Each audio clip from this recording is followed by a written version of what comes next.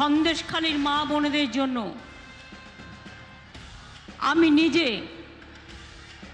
যা ঘটেছে এবং যেভাবে আমার মা বোনেদের অসম্মান করা হয়েছে, আমি তার জন্য আমি আমার হৃদয়স্থল থেকে আমি মর্মাহত, আমি দুঃখিত। মা বোনেদের নিয়ে অসম্মানের খেলা আর কেউ যেন না খেলে, এটা মাথায় রাখতে হবে। এই জিনিসগুলো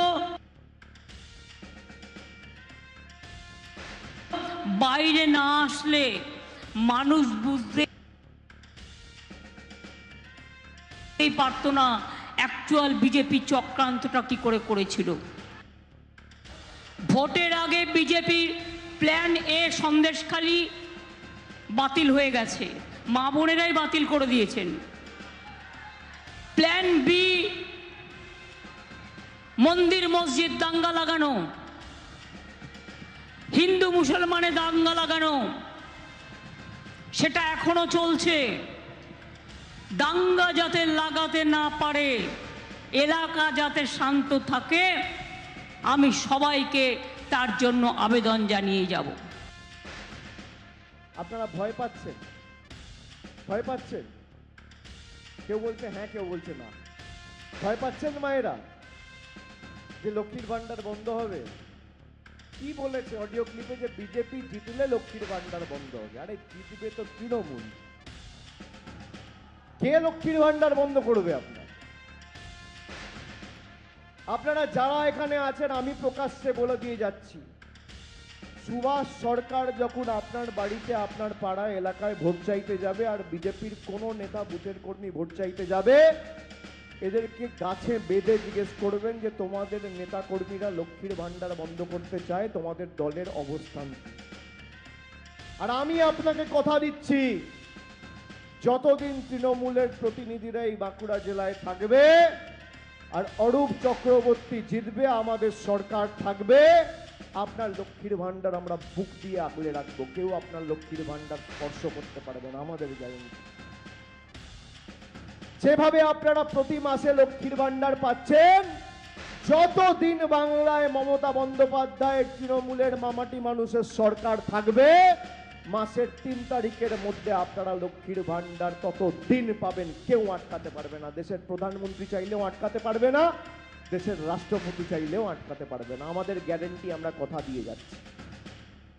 প্রভু জগন্নাথ মোদিজির ভক্ত আমরা যারা প্রভু জগন্নাথের পুজো করি, আমরা বাড়ির সিংহাসনে, ঠাকুরের পুজোর আসনে যদি মা কালী থাকে, তার পাশে লক্ষ্মী গণেশ থাকে, তার পাশে দেবাদিদেব মহাদেবের ছবি থাকে, আর এক পাশে বা সামনে প্রভু জগন্নাথের ছবি রাখে। সেই প্রভু জগন্নাথকে বলছে যে প্রভু জগন্নাথ মোদিজির ভক্ত। আপনারা ভাবুন, কত দম্ভ, কত উদ্ধত্ত, কত অহংকার এদের। বাংলার মানুষকে অপমান করা থেকে শুরু করে ঠাকুরকে মোদিজির ভক্ত বানানো। ভারত সেবাশ্রম সংঘ, রামকৃষ্ণ মিশন, ইসকন, সব সন্ন্যাসীরা খারাপ, গেরুয়া বসন করলেই খারাপ, এসব কথা বলেও ইলেকশন কমিশন চুপ করে দেখবে।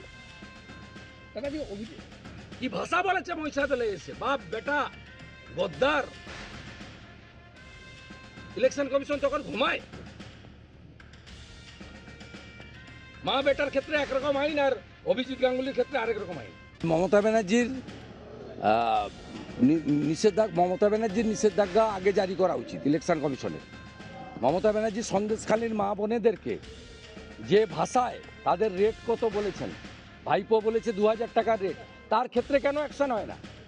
আমরা এটা স্বীকার করে নিলাম, ইলেকশন কমিশনের সিদ্ধান্ত মানা উচিত। 24 ঘন্টা তিনি অফিসে বসে কাজ করবেন, বাড়িতে বসে কাজ করবেন, কোনো অসুবিধা হবে না। কিন্তু এই জিনিসটা মমতা ব্যানার্জি এবং তার ভাইপোর ক্ষেত্রে হওয়া উচিত। মাননীয় অভিজিৎ গাঙ্গুলি নিজে থেকে কিছু বলেননি। মমতা ব্যানার্জি সন্দেশখালীর মহিলাদের রেট বেঁধে দেওয়ার কথা বলেছিলেন 2000 টাকা, তার প্রত্যুত্তরে উনি বলেছেন ইলেকশন কমিশনের উচিত মমতা ব্যানার্জির মুখটাকে সেলাই করা আগে।